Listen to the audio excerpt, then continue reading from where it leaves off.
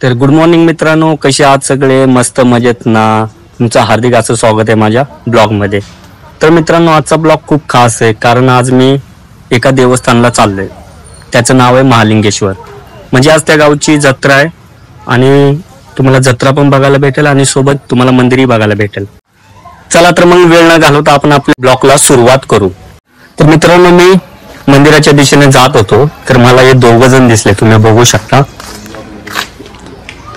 आता आपण काय करू माहितीये का, यांना पण आपल्या ब्लॉक मध्ये घेऊन जाऊ. भावांनो, काय करताय? हा एक आहे तो अभिषेक आहे, हा प्रशांत आहे. त्याच्यात भावांनो बरं एक काम कर, चल आपल्याला मंदिराकडे जायचं. हे चल, महालिंगेश्वर यात्रा बरोबर, आज जायचंय आपल्याला. हे चल तुम्ही. ठीक आहे, चला तर मग चला. चला तर मित्रांनो, आता आपण देवदर्शनासाठी आलेलो आहे आणि आता आपण मंदिराजवळ पोहोचलेलो आहे. बरोबर ना? हा बरोबर. ऋषी सहज आहे ना पुढे बघ ना समोर. हा तर मित्रांनो, अजून एक माझा फ्रेंड तिथं बसलेला आहे, तुम्ही बघू शकता तो काय करतोय. अरे ऋषी, तू इकडे काय करतो बाबा? काय ना दर्शनाला आलो. चल, दर्शन घेतलं का? नाही घ्यायचं ना. चला मग सोबतच करू. चला चला तर मित्रांनो, आता आम्ही 3 जण होतो, आता आम्ही 4 जण झालोय, तुम्ही बघू शकता.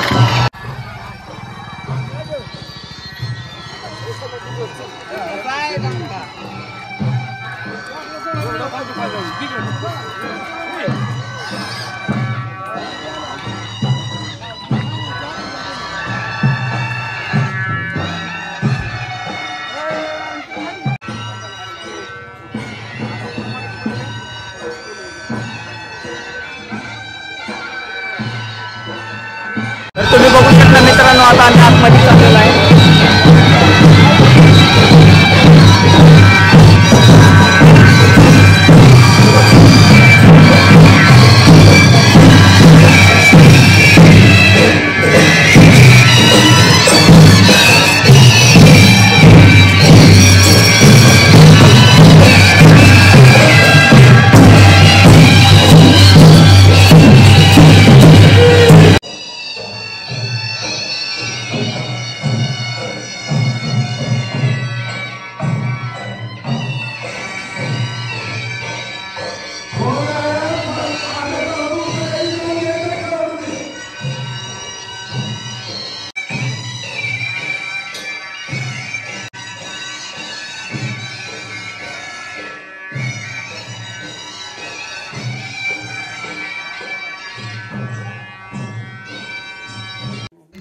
आणि मित्रांनो, या पिंडेबद्दल माहिती तुम्हाला पुढे ऐकायला भेटेल.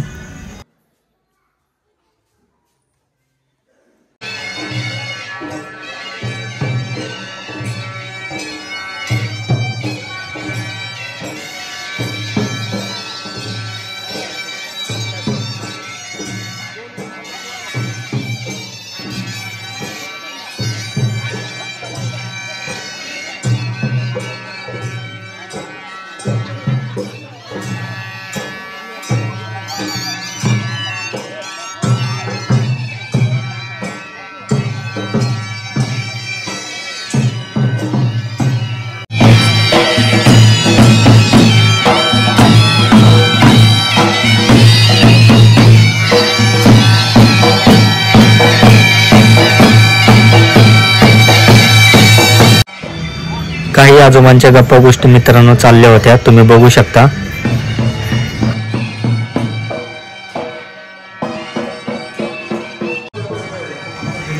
या जत्रेला खूप वयस्कर माणसं आली होती, तुम्ही बघू शकता मित्रांनो. तर मित्रांनो, तुम्ही बघू शकता काही आजोबा वगैरे बसलेले होते. मी त्यांच्याकडे जातो आणि विचारतो त्यांना,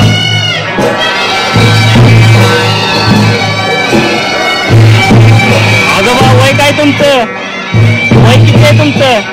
किती? 75 वर्षाचे आहेत बघा, तुम्ही बघू शकता. हे काय आहे हातात? कशी वाजवायची?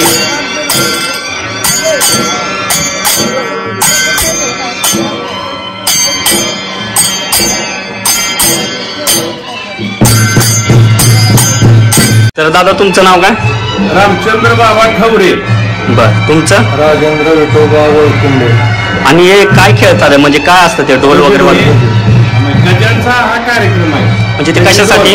आणि या गजासाठी त्या वरल्या भागातलं गजे मायनी, विरकरवाडी, पिंपरी आणि ह्या खुडूस परिसरातील निकमवाडी, खुडूस, डोंबाळवाडी, संजयवाडी, हरणफळ, विरगाव या पंचक्रोशीतली सगळी गावं इथं त्याच्यासाठी येते. त्याची एक मागली आख्यायिका अशी आहे की हा मालिंगराया पुराण काळाचं इथं स्वयंभू लिंग आहे. ओके. पुराण काळात. आणि त्यांची आख्यायिका अशी आहे की हा मालिंगराया हा गायका होता.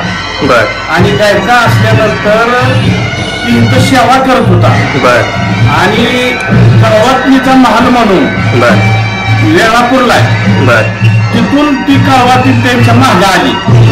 आणि त्यांनी सांगितलं जर का माघारी वळून जर मी बघितलं तिथं आल्यावर त्यांनी माघारी बघितलं तर ती येत होती म्हणून तिथून एक खाल्ला मला फिरावं. तिथं कळवातीचं ठाण आहे. आणि त्यांची सेवा इथल्या कोकऱ्या बाबाने केली म्हणून ते कोकऱ्या बाबाचं मंदिर आहे. अच्छा, त्या बाजूला या बाजूला आहे. पश्चिमेच्या बाजूला आहे. पूर्वेच्या बाजूला कळवातीचं मंदिर आहे. आणि ढोल वगैरे वाजवून डान्स करायची परंपरा कधीपासून आहे? हे पुराणपासून आहे. पुराणपासून, पूर्वजापासून आले. आणि या देवाचे एक वैशिष्ट्य आहे की हा मालिंगराया शेळ्या, मेंढ्या ज्याच्याकडे आहेत, गाई गुरं त्याच्यात वाढ होती. शेळ्या मेंढ्याचा राखणदार अशी घेतली आख्यायिका आहे. आणि जुनी माणसं या ठिकाणी दरवर्षी भंडारा करायची, कढईवर खीर करायची आणि ती सगळ्याला प्रसाद म्हणून द्यायची.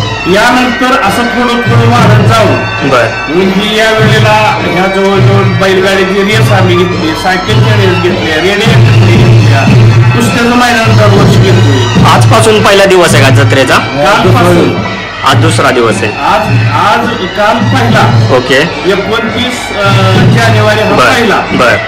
परत 30 जानेवारी आजचा.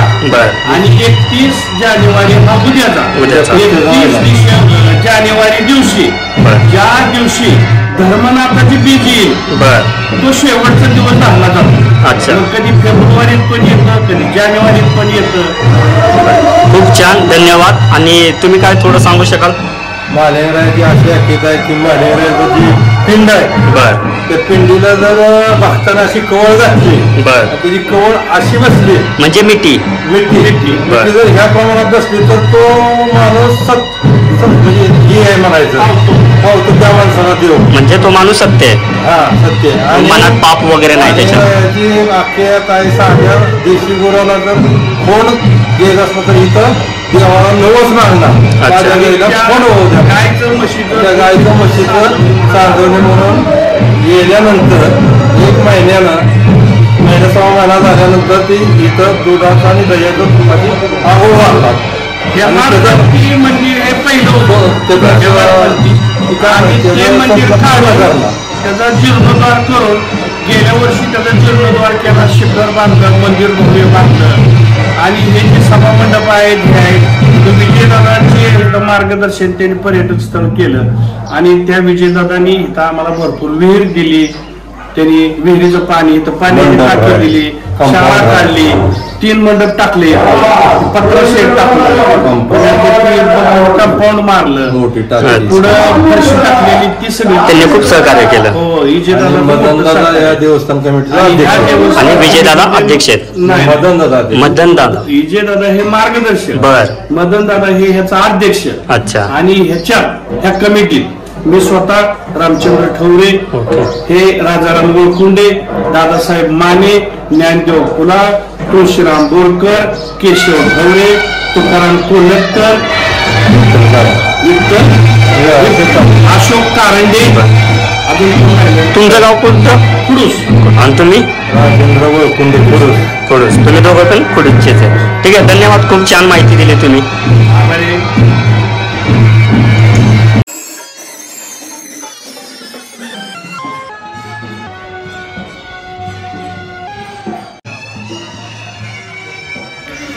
तर मित्रांनो, महाप्रसाद तुम्ही बघू शकता. महाप्रसाद चालू होता तिकडे.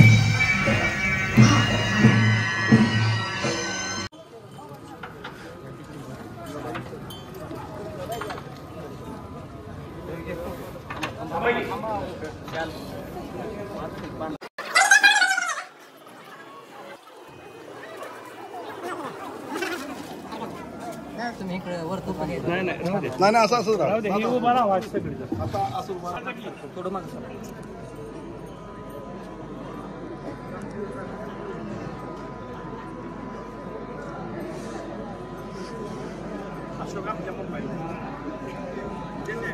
तर आमचं देवदर्शन वगैरे झालेलं आहे आणि आमच्या सोबत आता देव बाप्पा.